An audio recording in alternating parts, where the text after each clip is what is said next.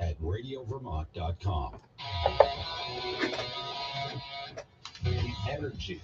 So the barber trims my beard all nice, like an artist. Now, I didn't tell him to do that. I wanted the beard gone. So then I went home and shaved it off completely after I was done. I felt horrible. The passion. Rafael Devers is the biggest contract in franchise history. He needs to be a leader for this Red Sox team. The opinions on all your favorite teams. Are the Patriots close to playoff contention? Yes. Are they close to Super Bowl contention? Hell no. This is the Brady Farkas Show on WDEV AM, FM, and WDEVradio.com.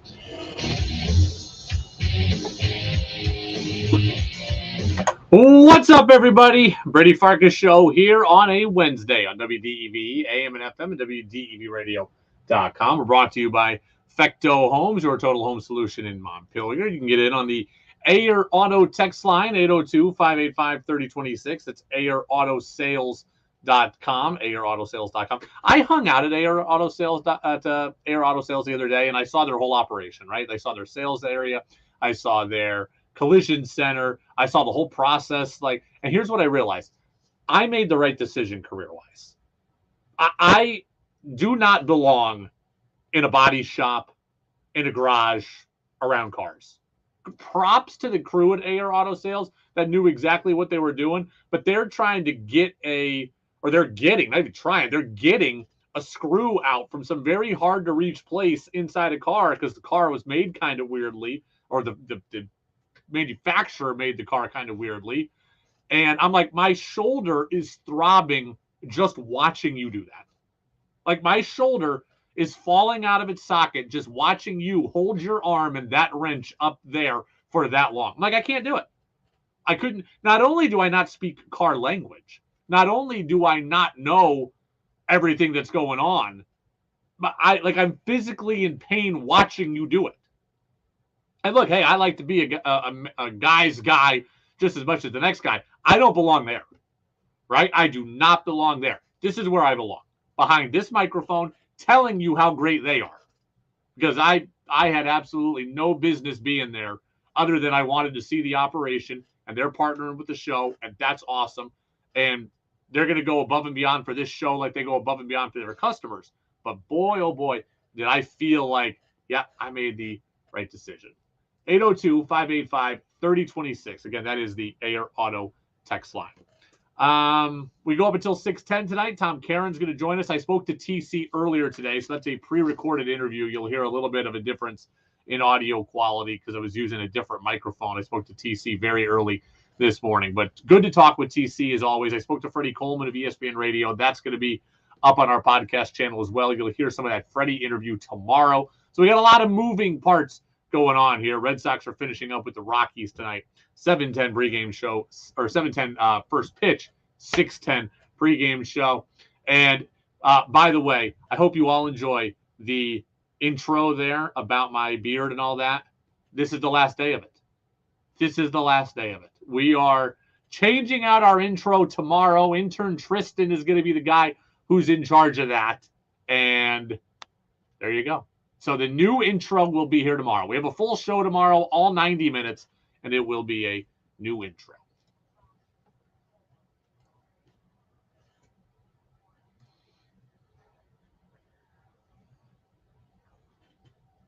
The opening thoughts on the Brady Farkas Show are brought to you by Sticks and Stuff and Swanton Lumber, Vermont's most complete locally owned home center with locations in Enosburg, Derby, Middlesex, St. Albans, and at Swanton Lumber, and also soon to be Rouse's Point, New York. They're online at sticksandstuff.com. The Boston Red Sox today have made a terrible decision. Okay? They have made a terrible decision. I'm going to give you the Red Sox lineups here in a little while, like 6:05, like always. You're going to notice, spoiler alert, that Rafael Devers and Masataka Yoshida are not in the lineup today. Why? I mean, I'm trying to figure this out. Like, I get it. Austin Gomber's pitching. He's a lefty. So you're going to sit a couple of lefties. But the Red Sox are about to get swept by the Colorado Rockies. The worst team in the National League is about to come into your ballpark and sweep you. And you're going to sit your two best offensive players? Like, yeah, Yoshida struggled a little bit in June. I think he's hitting 225 in June. I don't care. He is your best pure hitter in this lineup. And Devers is your best overall player on games when you are about to get swept. I don't care if a lefty's pitching, a righty's pitching, an ambidextrous guy is pitching, Ohtani's pitching, or a guy with an ERA of 15. When you are about to get swept at home by an awful Rockies team, an irrelevant Rockies team, you need to be playing your two best players. I don't get on Alex Cora too much for individual daily lineup moves, but this one I'm getting on him for. What are we doing here? Okay, this makes no sense. Gomber might be a lefty. Gomber's terrible. He's got an ERA of 7.57. Don't tell me that Devers and Yoshida can't handle him. Oh, the Red Sox also tomorrow have an off day. So, yeah, you want to be nice and give them 2 days to reset heading into the Yankee series? I would get that if you had already won the first two, but you haven't. You have an off day tomorrow. Let them be off that day, off their feet. Play them today. By the way, Devers has finally gotten hot, and now you want to pull him out of the lineup and have him do nothing for 2 days? Why? Devers homered a couple of times in New York. Devers homered twice yesterday. He's finally feeling it, and you want to take him out of the lineup. This feels predetermined, like this was pre-decided by Alex Cora and the Red Sox. But guess what? When the guy's finally hot and he's hit 2 homers, get rid of the predetermined plan. Play him. I'm sure he wants to play. You're paying him $300 million. He wants to play. This is not needed for some weird splits thing. I went and looked at the numbers. Devers is hitting 250 against lefties this year. He's hitting 246 against righties. He's been better this year against lefties. Don't tell me that a guy with an ERA over 7 is going to dominate Devers. Yoshida's hitting 250 again, is also hitting 250 against lefties, and now it's way worse. He's hitting against righties, but he's still hitting 250 against lefties. He can be in this lineup too. They've got Tristan Casas in this lineup today, and you know what? Tristan Casas is a lefty against a lefty, and Tristan Casas is hitting what against lefties? He is hitting, let me check, 143 against lefties. Casas is hitting 143 against lefties. He's in this lineup.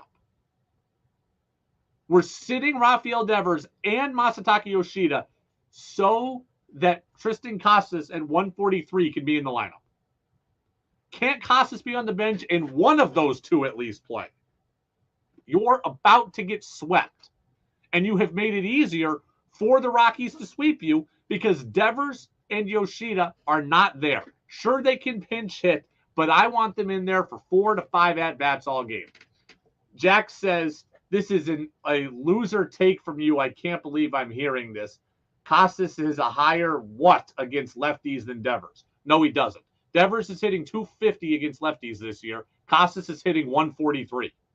So, as a higher on-base percentage. Guess what? On-base percentage is important. You know what else is important? Scoring runs. You know what the Red Sox don't do very well? Score runs. You know who's somebody who actually can bring in runs? That would be Rafael Devers.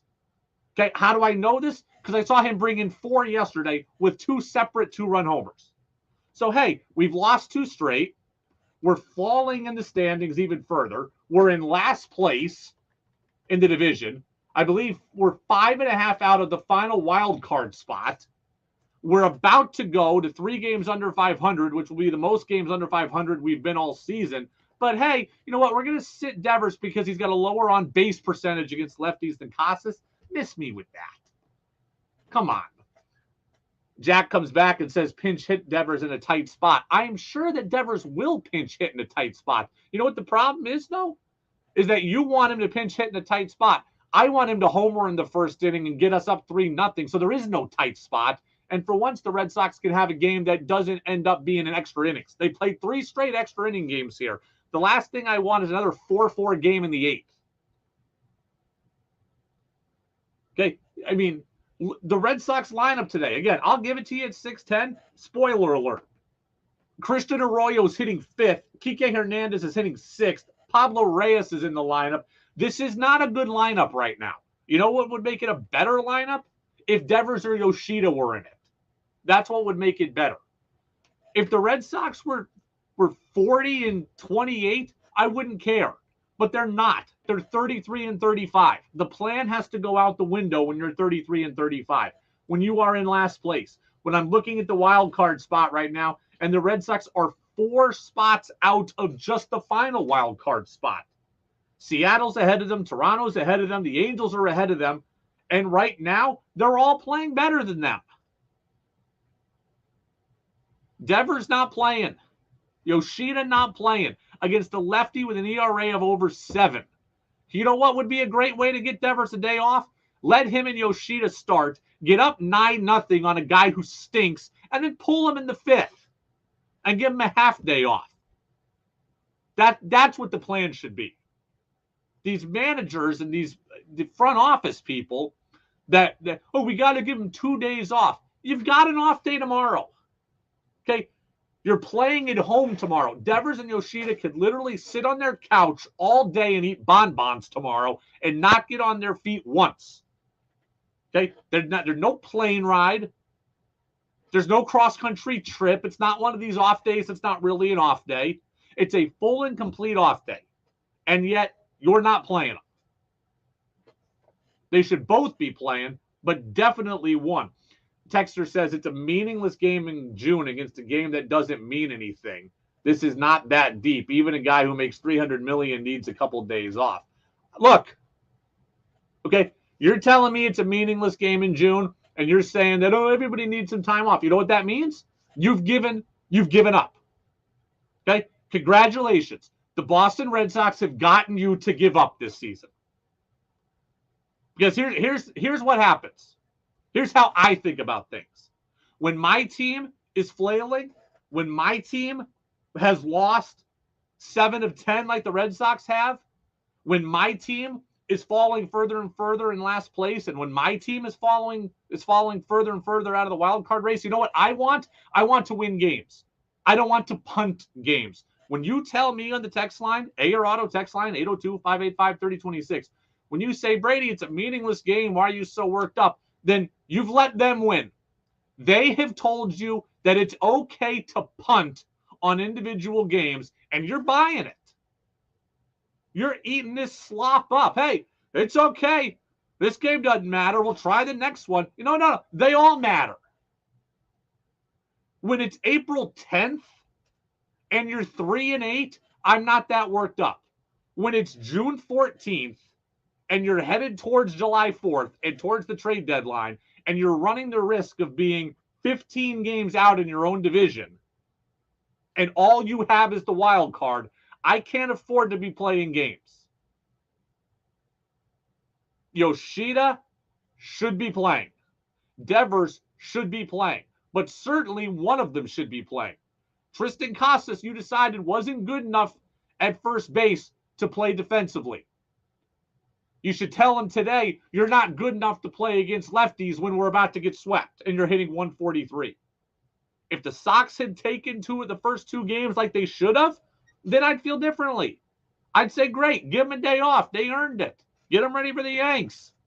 But they haven't. Their season's slipping, and you're all letting it happen.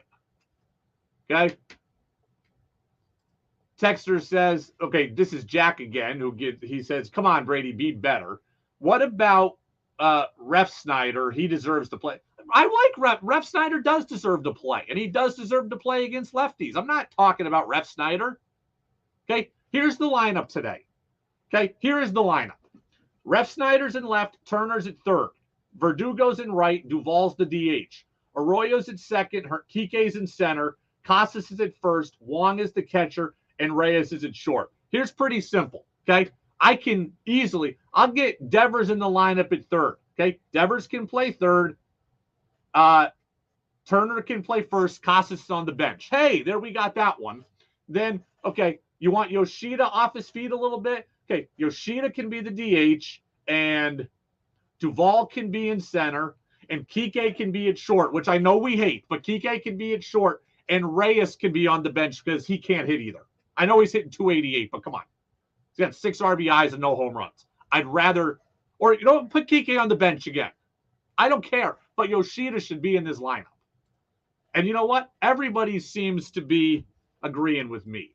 Peter says, where is the sense of urgency? Thank you. Texter says 100%. The worst part of Cora these days is the overly clever decisions. Just look at his pinch hitting and his bullpen management, trying to be clever. That's baseball for you. Jack comes back. He wants to fight me today. He says these are all planted texts. No, they're not. Texter says, I work every day. Get their backside out of the dugout and put 4 hours of work in. I'm not blaming the players. I'm blaming upper management and Cora for this one. Texter says, Cora needs to light a fire under these guys. They shouldn't need Devers to beat a Rockies team. They shouldn't, but that's baseball. Okay? The A's have beaten the Rays 2 games in a row here. That's baseball, Susan. But, hey, this is where we're at. I spoke to Tom Caron of NESN earlier today before the lineup came out, so he and I didn't get to talk about that. I simply started out by asking TC, this team's lost 2 straight to the Rockies. They're in last place. What's going on? Doing well, Brady. How you doing? I'll be doing better. Also, if the Sox could play games that end in 9 innings would be nice. 3 consecutive extra inning affairs. 2 of them are losses. What's going on right now with this team? Yeah, I don't know. It's really starting to crater out a little bit, it feels like. The defense, has been sloppy. The offense has just gone ice cold. They've dropped to 8th or 9th now in runs scored. That's something they were leading baseball in a lot of the season. It was 1 for 9 runners in scoring position last night. It's been well under 200, the batting average of runners in scoring position in the last 10 days. They seem to just be grinding and pressing so much that one hit that could break open a game, or the one pitch that could end an inning. 7 of the last 10 runs they've given up have come with 2 outs.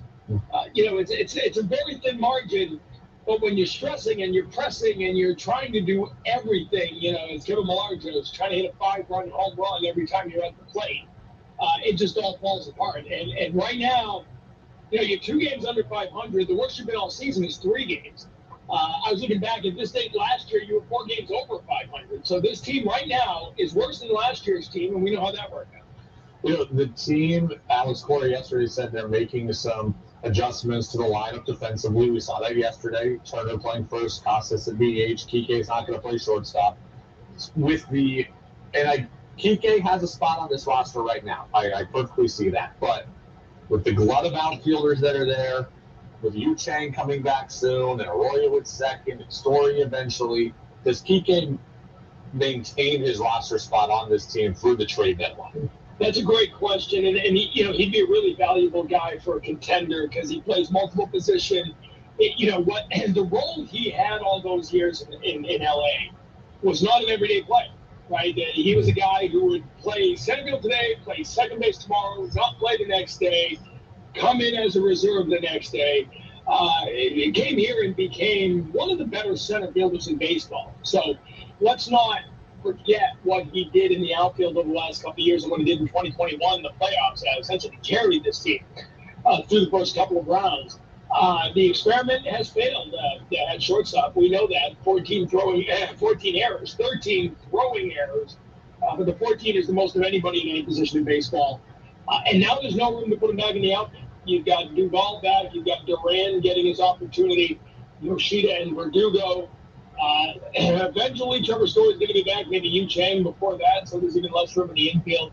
It's hard to imagine Alex Cora trading one of his favorite players or giving the thumbs up to trading one of his favorite players, but if he's not going to play, last night we understand why he wasn't starting because of the defense, but he stayed on the bench. The bases loaded, and Ray is getting an opportunity. He didn't get that chance, and so I don't know what the future. I think he's probably going to be in there again with a lefty next for all the talk. He'll probably be in short, but it's not going to happen much. And Kike Hernandez has value to somebody, certainly more value than sitting on the bench in an extra innings loss. All the talk, I read things constantly about what's wrong with Rafael Devers. What's wrong with Rafael Devers? Devers is in a funk, and some of that was true. But for all that, Devers has 4 homers in his last 4 games or whatever. Had a 2 home run game last night. Almost had another one the night before that was robbed by Nolan Jones in right field. Where do you at with Devers right now? Well, I do think sometimes he may be trying to press a little much. I mean, it's still the second highest OPS on the team. He's got an 811 OPS. Batting average is down, and he's always been a guy who can hit for average. The guys were talking about it last night. If he goes on a little 2 or 3 week tear, he probably gets his batting average back up to 270, 280, and then we're not having this conversation at all. But, has he tried at times to maybe play up to the contract? Has he tried at times to maybe do too much while the rest of the lineup is struggling? I think maybe. I think that makes sense. He's always been a guy who said, "Oh, I'm not a leader. I'm not. I'm just a good player, and I do my thing, and leave the leadership stuff to others." And that's part of the reason Justin Turner is here, and it's part of the reason that Kenley Jansen is here, who's a leader. He's a pitcher. Robbie Devers is a guy you got to leave alone and let him do his thing, and I think he'll do it very well. The power's there. He said last night a pair of 2-run home runs, and he should have had one to win the game in the 9th inning the night before that. I just wonder sometimes it's really hard to ever analyze Robbie Devers when he's going. Remember last year at one point, I think he had swung and missed at like 23 or 24 consecutive fastballs. That was a big start. He just kept throwing fastballs to him, and then he went on a tear. But when he goes through those little slumps, it's on the other night, right? Bases loaded, 3 straight hits. He comes up in the first inning. You're like, all right, here we go. Swings in first pitch, change up, 1, 2, 3, double play. They never score a run. They lose the game. And you're right away saying, why is he swinging at the first pitch in that situation? But his OPS is like 12-something on the first pitch. That's who he is. He's an aggressive hitter, and sometimes that drives you nuts. But it's made him one of the best hitters in baseball. Tom Caron, Sox Insider over at NESN with us here on the Brady Farkas Show on WDEV, AM and FM and WDEVradio.com. It's interesting. I think if we look at the back of Rafi Devers' baseball card at the end of the year, it's probably going to read what we want it to read. And I'm kind of thinking about the same thing with the Mariners and Teoscar Hernandez, who was awful early but has been much better late. Will probably end up fine by the end of the year. That's all great, I guess, for the player when we're talking about contract stuff and legacy and all that. But how detrimental is it to a team when it takes a guy 2 months to start to really get going? They may end up okay, but how much damage have you suffered in the 2 months where they weren't okay? Yeah, I mean, that's, it all depends what's happening and what the guys around him are doing. Yeah, one thing that the Red Sox did at the beginning of this year is there was always someone stepping up, right? Yeah. You had different guys contributing. Verdugo was hitting walk-off shots. Justin Turner was delivering in clutch situations. The first 9 games of the year, Adam Duvall was scorching hot. Now it feels like if Devers doesn't deliver, the lineup isn't doing anything. Connor Wong has cooled off a ton. And Kike Hernandez, his bat, along with the glove, but the bat has cooled off. So I think a lot of that really, good teams have different guys contributing, right? The bottom of the lineup will carry you for a couple of days, and your clutch hitters come back. But sometimes it's as simple as you need your best hitter producing every night, and if he's not, you're in trouble. We talked about this last week on the show, the idea of Alex Cora being interested in that University of Miami job. And Colorado should put that out on Twitter. Cora quickly shot it down, so I guess the story is dead. But I'm curious. This seems like it would have been the time for Cora to go to the Red Sox with some kind of leverage. Like if he's ever wanted something, whether it's more control or stay out of my business or something, this would have been the time to go to the Red Sox with that leverage. Do you think there's anything that Cora wants? Yeah, that's a good question. I don't know. He's under contract through the end of next year. I mean, let's not forget, he has a contract. I mean, this isn't a guy who's a free agent or even approaching free agency.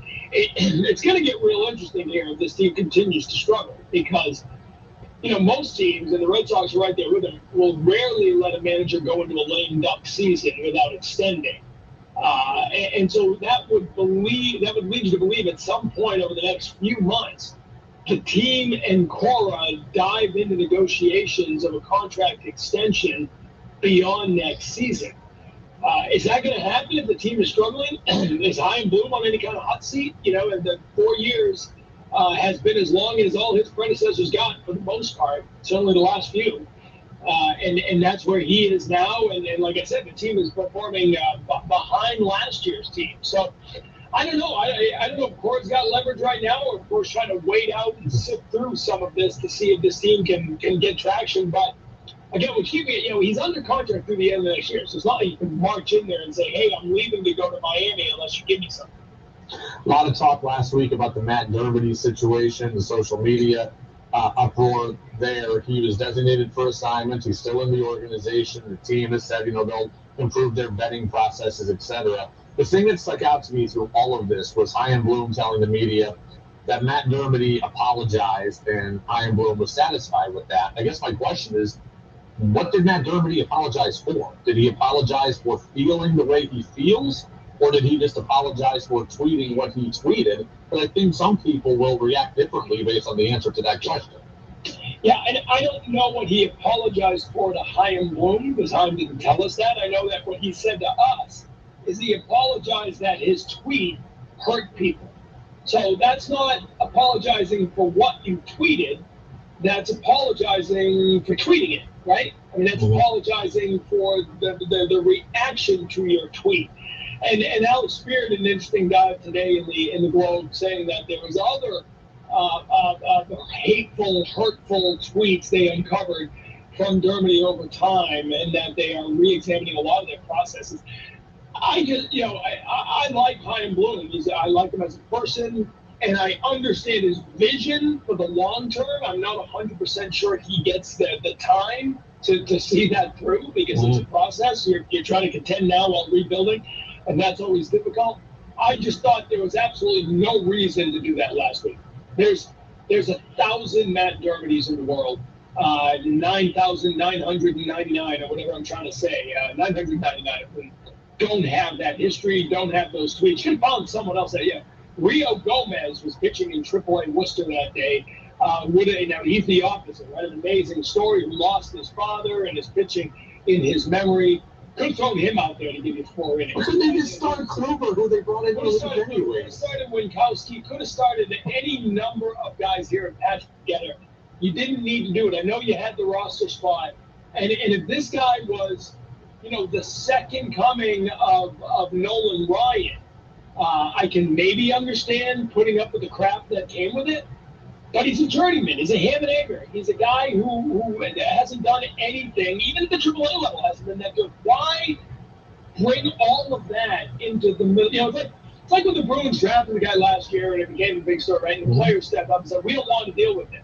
What do you think the Red Sox wanted to deal with this? Whether they believed in what he said, didn't believe in the team, didn't believe, whatever the case. The last thing this team needed last week on the eve of going into the Yankee Stadium was dropping that contract. They kind of got swept away because they won 2 out of 3 in New York, and you thought they were stabilizing. But man, I just thought it was tone deaf and it was bad timing. Tom Caron, TC, hey, real quick. I know you're happy for Bruce Cassidy getting the championship yesterday. I am. And it doesn't mean, Bruce is fired up. Yeah, whatever. I do believe the Bruins felt they needed a new voice in the room. I think part of Krejci coming back was a different coaching voice. Part of DeBusk's development was a different coaching voice, and not because they hated Cassidy, they're just a different guy with a different message. Okay, so let's put that aside. Bruce Cassidy is a quality individual. Could not be happier for him. He's a great guy. He's got his name on the cup. Went out there, and I remember when he signed with Vegas, I said, well, here you go. And either he's going to be the guy to get Jack Eichel to become what he can be, or we're going to find out that Jack Eichel is a certified coach killer. And in the end, Cassidy was the right guy. I'm happy for him. I'm happy for Jack Eichel, who I covered at BU and is a really good dude, just needs to be in the right place. Buffalo's not that right place. I don't think Buffalo's the right place for anybody. But it was a perfect landing spot for him. So couldn't be happy for Dayton Gosher, the play-by-play voice of the Vegas Golden Knights. A lot of good people out there, and what they've done to bring a Stanley Cup to the desert is really, really impressive. That was Tom Caron with me earlier today. So again, we didn't speak about the lineup and my issues with it earlier because we spoke at like 9 a.m. this morning, so it was early. But that interview will be up soon on our podcast channel, Apple Podcast, Spotify, and WDEVradio.com. I also already spoke to Freddie Coleman today. That interview is up. You're going to hear some of that interview tomorrow on the show. We have a full show, all 90 minutes. A lot of you have questions about the Red Sox. I will answer them, and we'll go through the full lineups for today coming up next after CBS News here on DEV. WDEV FM1, 96.5, W243 AT Berry, 98.3, W252 CU Montpelier, AM 550 WDEV Waterbury. This is CBS News on the Hour, presented by Indeed.com. I'm Monica Ricks in New York. The Dow lost more than 200 points today following the Federal Reserve's decision to pause interest rate increases after 10 straight hikes to curb inflation. Fed Chair Jerome Powell. The main issue that we're focused on now is determining the extent of additional policy firming that may be appropriate to return inflation to 2% over time. Given how far we have come, it may make sense for rates to move higher, but at a more moderate pace. The Fed could decide to increase rates again as soon as their next meeting in late July. Storm chasers are now posting scary videos to social media tracking tornadoes in Alabama and Georgia. Multiple twisters have already touched down along the state's borders, causing significant damage across communities. The Justice Department's now weighing in on attacks over former President Trump's indictment. Here's CBS's Christian Benavides. Attorney General Merrick Garland pushed back Wednesday on Republican criticism that the Justice Department case against former President Trump, led by Special Counsel Jack Smith, is politically motivated. He has assembled a group of experienced and talented prosecutors and agents who share his commitment to integrity and the rule of law. Trump faces federal charges for mishandling classified documents. He's pleaded not guilty. Prosecutors say the weapons specialist working on the movie Rust, where Alec Baldwin shot and killed a cinematographer, was likely hungover on set. The prosecutors claim Hannah Gutierrez Reed drank alcohol and smoked marijuana at night during the filming of the movie. They say she was likely hungover when, in October 2021, she loaded a live bullet into the revolver that Baldwin was given. Her attorneys say the involuntary manslaughter charge brought against their client should be dismissed and accuse the prosecutors of resorting to character assassination. Christopher Cruz, CBS News. A grand jury has decided to indict former Marine Daniel Penny, who faces manslaughter charges for choking a homeless man to death on a subway last month in New York City. Still no word on when his case could go to trial, but if convicted, Penny faces up to 15 years in prison. The House Homeland Security Committee is tackling drugs at the southern border today and launching an investigation into the head of the agency, Chairman and Tennessee Republican Mark Green. 107,000 dead Americans in 1 year alone to narcotics, fentanyl, etc., pouring across our southern border. Alejandro Mayorkas' policies are the cause of all of this. He also slammed Mayorkas for not better preparing for the end of Title 42. Border Patrol has been short-staffed since it expired, and they're dealing with an influx of migrants. This is CBS News. Need hires who dazzle without the hassle? You need Indeed. Their powerful platform helps you attract, interview, and hire candidates all in one place. Visit Indeed.com/credit. For more than 75 years, a single stage has created thousands of magical summer memories in St. Michael's Playhouse. I love live theater because you get to feel the emotions firsthand. It's just full of energy. The energy in the room is unlike anything else. Those people have talent. They are magical, I guess. I go because it's live, it's spontaneous, it's engagement, and I get to do it with friends. This summer, the Playhouse returns with Almost Heaven, following the life and times of musical legend John Denver. The zany, magical farce Popcorn Falls, and the warm-hearted and delightful comedy Over the River and Through the Woods. See all 3 blockbuster shows and save 20% by subscribing now. Join us this summer and create lasting memories of your own at St. Michael's Playhouse. For tickets and more information about all 3 shows, go to stmichaelsplayhouse.org. The WDEV studio is sponsored by Sticks and Stuff and Swanton Lumber, Vermont's largest independent home center, powered by Marvin Doors and Windows. Go to sticksandstuff.com for store locations and hours. Are you looking to get rid of your used mobile home? Here at Fecto Homes, we don't just sell new mobile homes, we also buy used. If you have a used mobile home that you are looking to sell, we can either accept it as trade and apply the value to a new home with us, or purchase it outright. We offer fair price and quick removal of your mobile home. So reach out to us for a quote today. Fecto Homes, 350 River Street, Montpelier, or visit us at fectohomes.com for more information. Make your opinion heard by texting onto the Brady Farkas Show at 802-585-3026. This is Field Yates of ESPN, and you're listening to the Brady Farkas Show on WDEV Radio and the WDEV app. Texter wants to know if the Red Sox will have a fire sale in July if they're out of it. Red Sox don't have the ability to have a fire sale, right? Like, they don't have that many easily movable pieces. That said, if the Red Sox are completely out of it, if they're punting on the season, they will absolutely move people. There are guys I am positive they will move, and then there are guys that I think would be possibilities for them to move. Let's run down it right now. If the Red Sox are out of it, I think Kike Hernandez is getting traded. I think Kike Hernandez might get traded no matter what, but as we talked about with TC, he's got more value to somebody else than he does to the Red Sox, right? He's a free agent at the end of this year. Easy to move, easy to acquire. I think Kike Hernandez would be gone, absolutely. Corey Kluber's a free agent at the end of the year. Nobody's going to want him. He's staying. He could have been a trade piece for you. Justin Turner has a $13 million player option next season. I think the Red Sox would move Turner, but I don't know that someone will want to acquire him knowing that he'll be 39 and has that contract. So jury's out. I think the Sox could listen on him. I don't know that they'll get enough value for him. Duvall, free agent at the end of the year. He's as good as gone if this team is out of it. Duvall will be out of it. Pivetta will be interesting. He'll have 1 year left of control after this. I could see the Red Sox wanting to hold him. I could see a team paying for him in the bullpen. Paxton's a free agent at the end of the year. If this team is out of it, he's as good as gone, baby. Pivetta or Kluber back to the bullpen. We roll with that and get blasted for the second half of the season. Paxton, Duvall, and Kike, if this team's out of it, are donezo.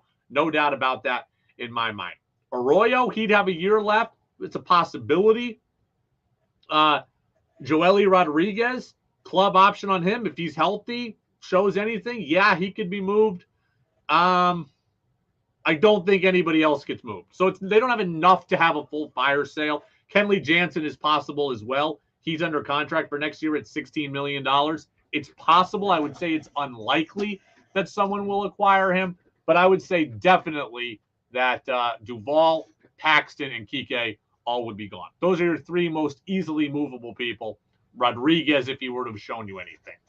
Texter wants to know how much of this I put on Alex Cora. Not a lot, right? Like, the guy, the Red Sox did exactly what I said they were doing, right? They went into this year building a roster that was a house of cards. And if that house of cards stayed strong, Red Sox were going to had a chance to be pretty good. And if that house of cards fell, then they had a chance to be pretty lousy. And it's falling, and right now they look lousy, right? This team, so Chaim Bloom put together a team that has good players with good upside. But he also put together a team that could completely fold. And that's what we're seeing right now, right?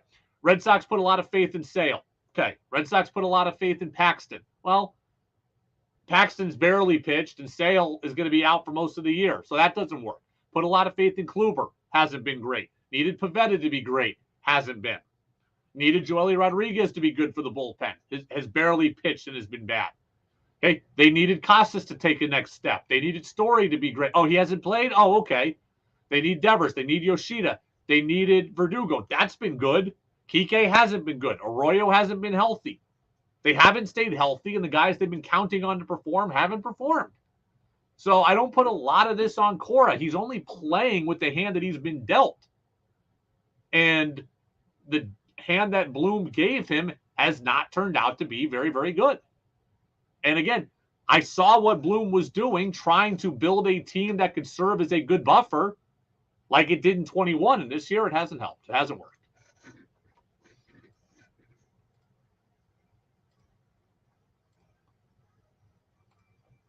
Nolan Jones leads off in right for Colorado. Ezekiel Tovar's at short. Ryan McMahon's at third. Elias Diaz is the DH. Randall Grichuk's in left. Harold Castro's at second. The first baseman is Hilarious Montero. Brenton Doyle's in center. And the catcher today is Austin Wins. Pitcher is Austin Gomber. He's 4-5 of the 7.57. Whitlock starts for the Red Sox. Ref Snyder in left. Turner at third. Verdugo in right. Duvall the DH. Arroyo at second. Kike in center. Casas at first. Wong the catcher. And Pablo Reyes is at shortstop. Tarp is down on the field. Might be a rain delay. Not sure. You're going to find out from the pregame show next on DEV.